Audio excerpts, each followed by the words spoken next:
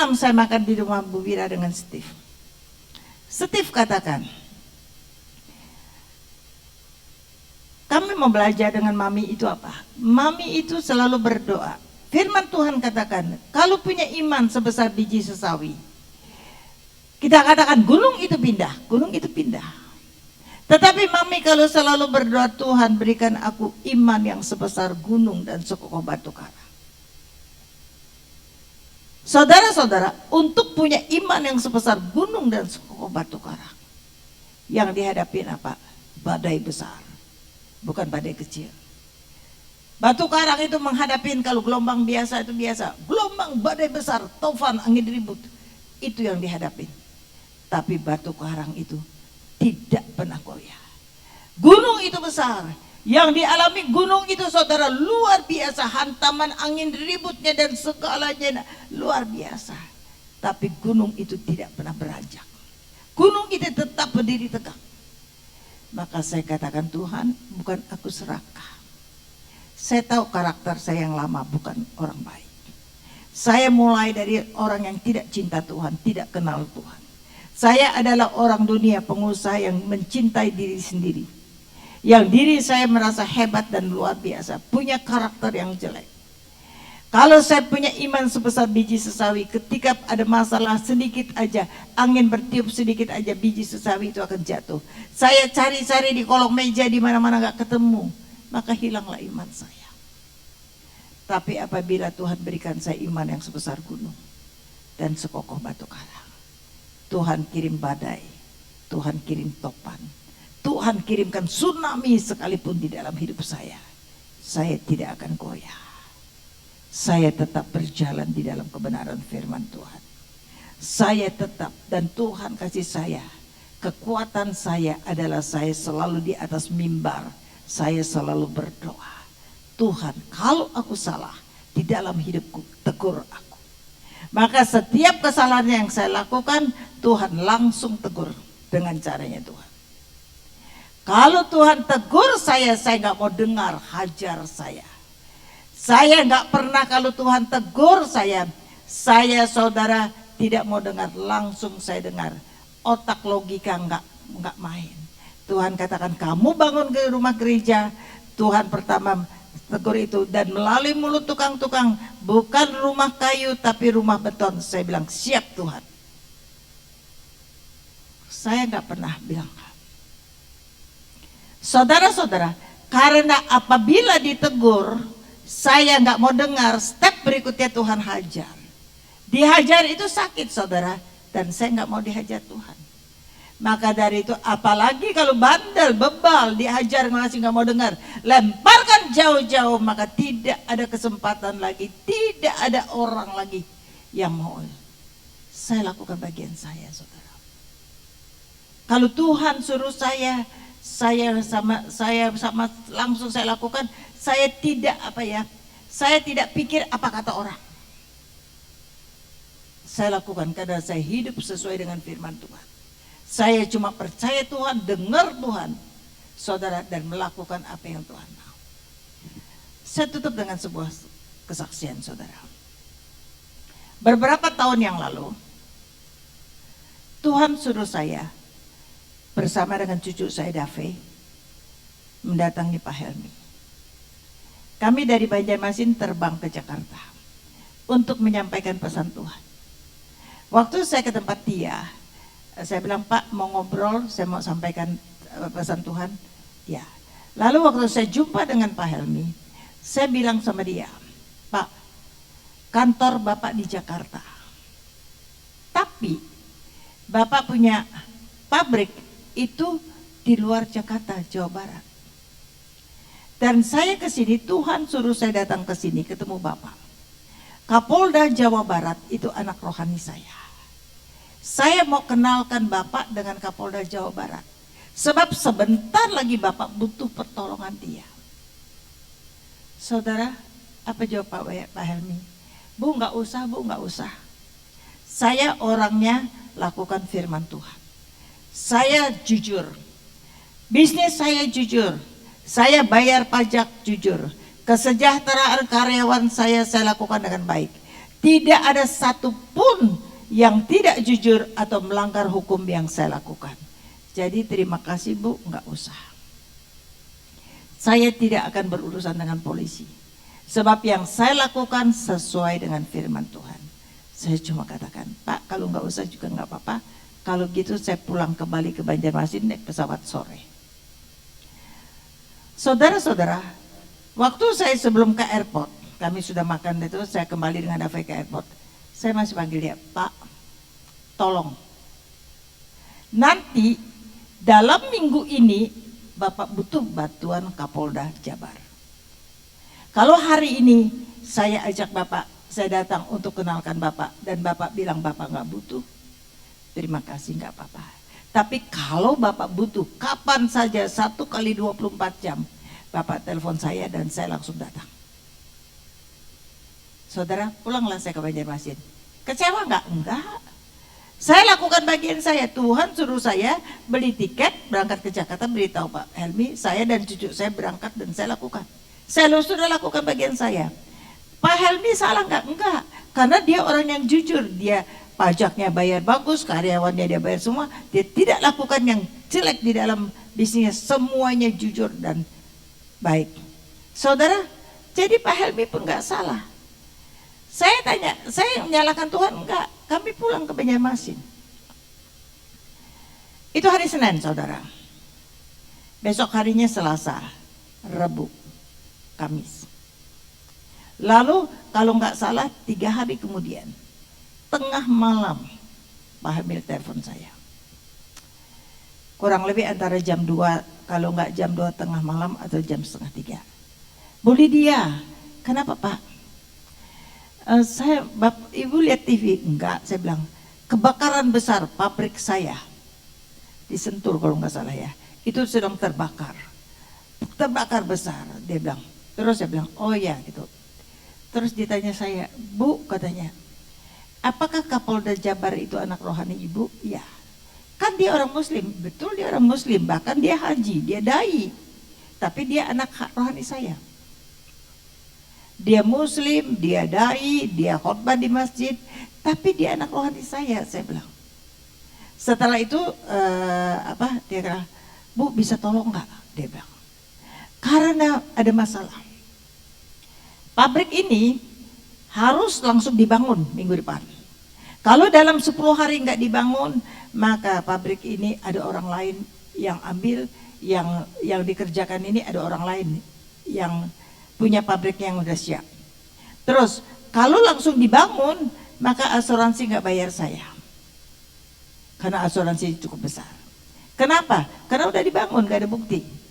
Nah, maka dari itu dia bilang, kecuali pihak asuransi bilang, sebelum dibangun, Bapak sudah punya surat keterangan polisi bahwa kebakaran ini adalah benar dan sebagainya, dasar untuk klaim asuransi. Dan itu harus selesai di dalam seminggu. Bagaimana sekarang aja dia tanya dengan orang-orang, katanya sebulan aja belum tentu bisa selesai. Itu dalam seminggu. Bisa nggak Bu tolong saya? Saya bilang bisa, sebentar Pak ya. Saya dengan Kapolda Jabar, kalau sholat subuh, dia sholat subuh, saya pun bangun. Kami berdoa, dia dengan caranya sholat, saya dengan cara saya. Waktu dia sholat subuh, saya bilang, Pak, nanti kalau selesai sholat subuh, kita ngobrol ya Pak ya. Selesai dia sholat subuh, kami ngobrol, dia telepon saya. Pak, Bapak kan anak rohani saya. Sekarang anak rohani saya juga, pabriknya di Sentul terbakar. Minta tolong Pak, supaya dalam 1 minggu selesai surat kepolisiannya. Dia bilang siap Bu. Habis sudah siap, dia besok Kapolres Bogor akan telepon Ibu. Saudara, besok paginya Kapolres Bogor telepon saya, Bu, saya diperintah Pak Kapolda. Katanya untuk bantu anak rohani Ibu untuk pengecekan, untuk berbuat itu. Kalau gitu saya mohon izin, boleh nggak anak buah saya masuk ke lingkungan, periksa semua, supaya karena izinnya itu harus selesai di dalam 5 hari. Saya bilang boleh Pak. Saya bilang Pak Helmi, mereka kepolisian periksa semua, diizinkan saudara. Dia bilang, Bu boleh tanya nggak kenapa? Kapolda saya itu kan Muslim, dakwah di khotbah-khotbah, terus dia bilang di masjid-masjid dia bilang dia dai. Kok dia bilang ibu saya? Sedangkan dia bilang dengan Kapolres, ibu saya itu pendeta Lydia, dia bilang ada masalah anaknya, tolong bantu. Kok katanya ibu pendeta? Betul. Kenapa dia bisa jadi anak? Ibu punya anak seorang muslim yang tuh. Saya bilang, Pak, saya nggak pernah suruh orang pindah agama. Saya cuma berdoa. Kalau dia percaya apa yang saya doakan, dia yakin dan dia respon. Dari dia cuma seorang kolonel sampai dia jadi jenderal bintang 2, sampai dia memegang tongkat komando. Karena apa? Setiap saya berdoa dia respon dengan baik. Maka dari itu setiap perkataan yang keluar dari mulut saya sama Tuhan jadi di dalam kehidupannya tanpa dia pindah agama. Dia dengan sholat, saya dengan berdoa. Tapi kami punya kesamaan, adalah hidup karena percaya. Percaya kepada Tuhan. Itu sebabnya saya bilang, oh begitu Bu, dia bilang terima kasih.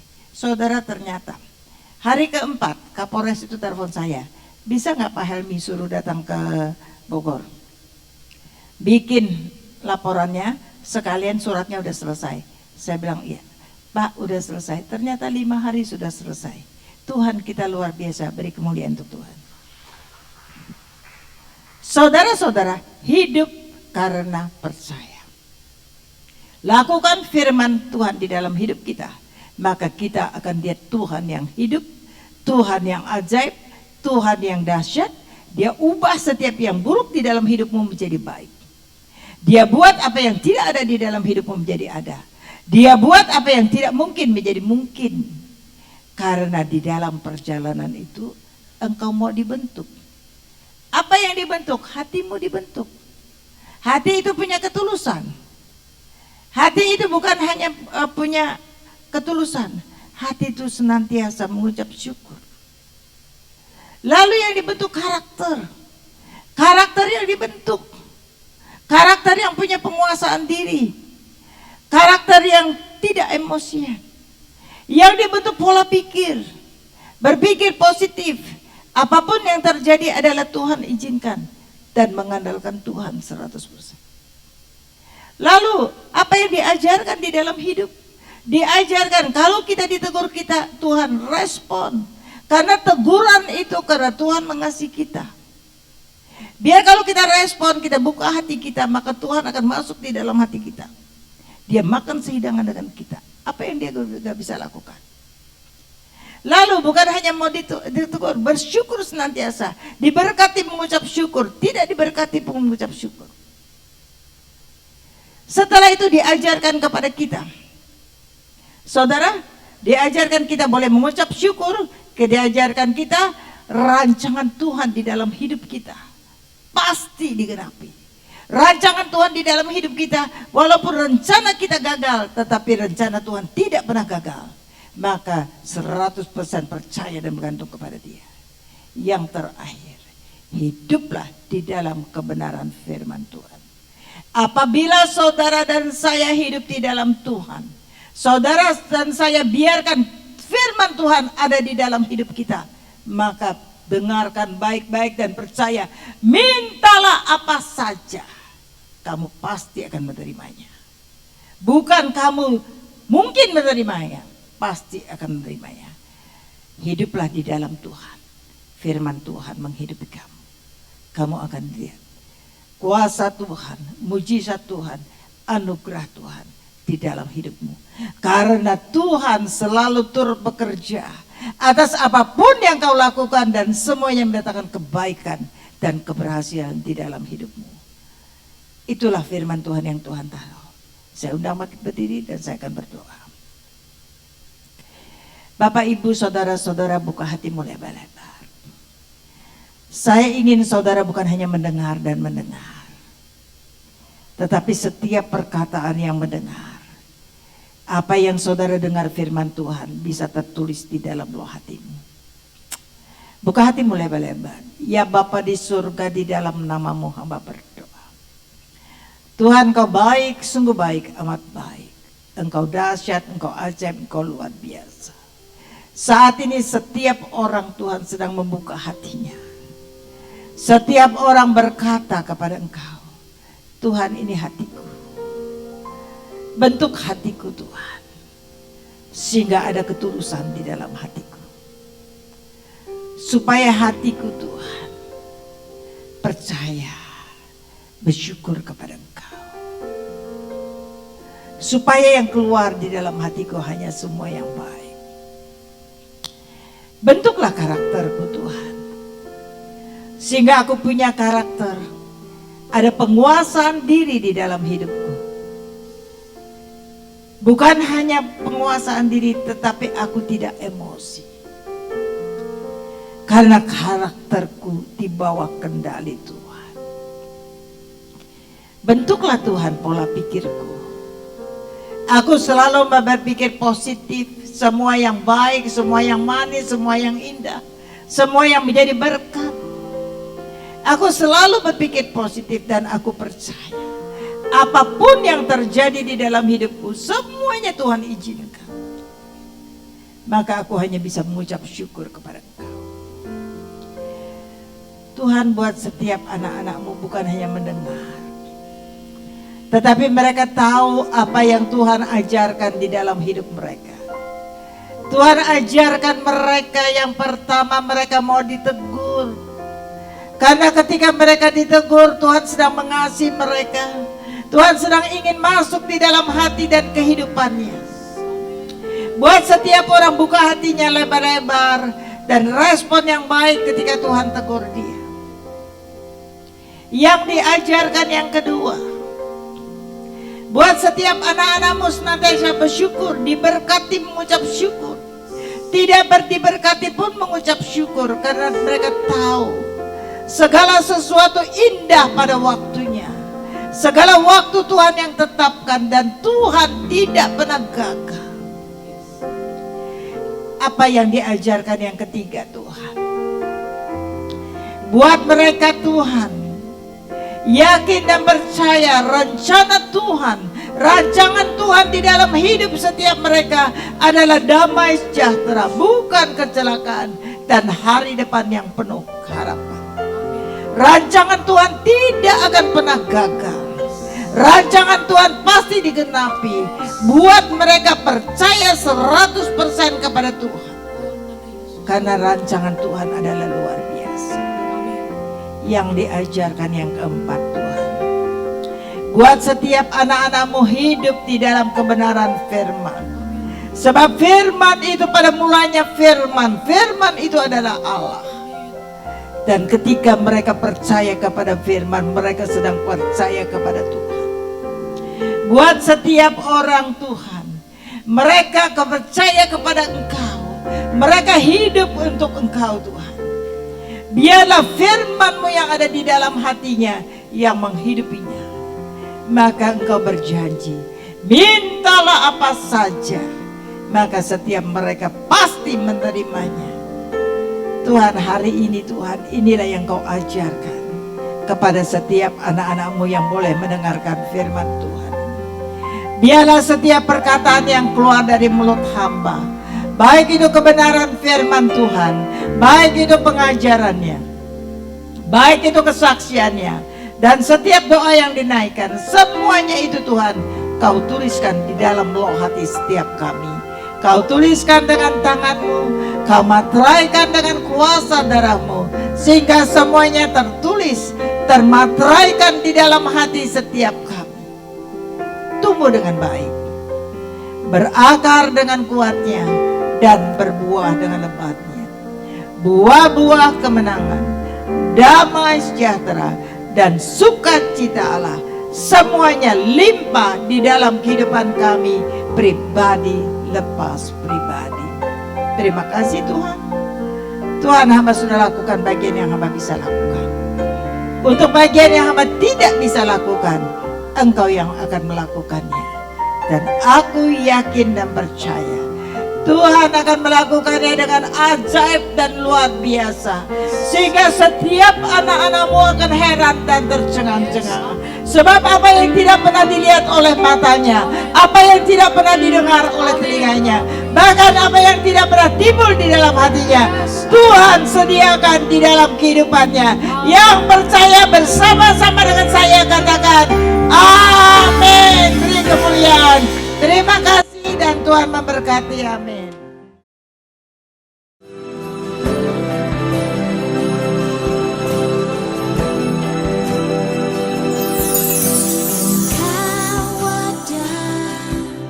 Bersama